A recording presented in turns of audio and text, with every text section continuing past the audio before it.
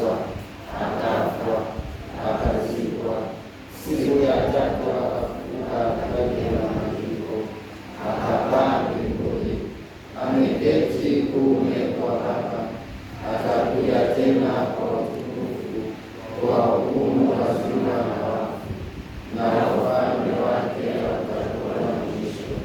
Nasadiki kwa Roho Mtakatifu, Bwana ameleta uzima, atokaye kwa Baba na Mwana, ameabudiwa na kutukuzwa pamoja na Baba na Mwana, aliyenena kwa vinywa vya manabii.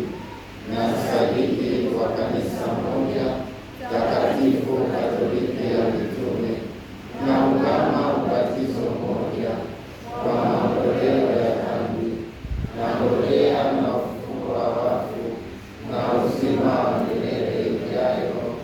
Amina.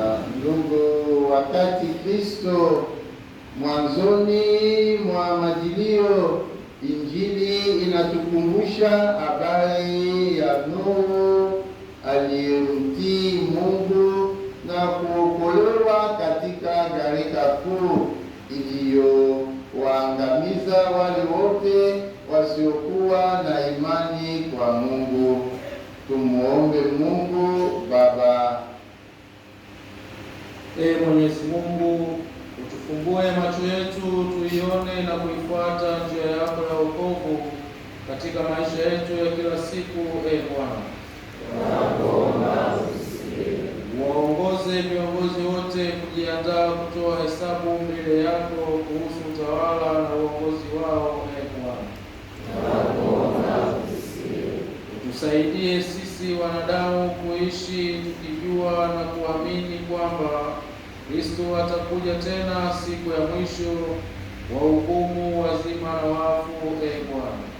Bwana, tuongoze kujitayarisha kwa toba, sala, kujinyima, anasa na matendo ya huruma, ili kuweka mioyo yetu tayari kumpokea Kristo atakapokuja.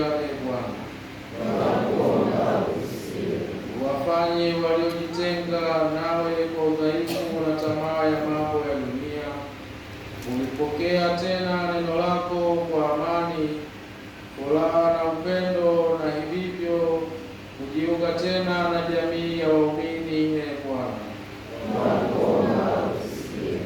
wapokee marehemu wetu katika ufalme wako wa milele. Bwana, moyoni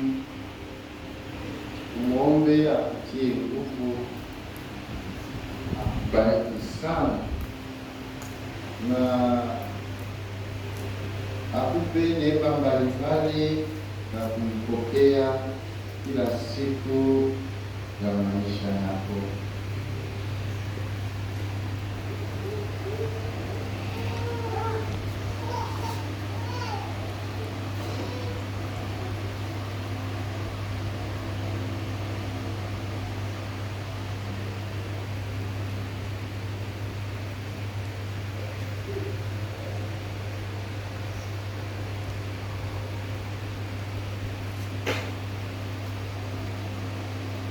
Mungu Baba Mwenyezi, usikilize maombi yetu kwa jina la Kristo Bwana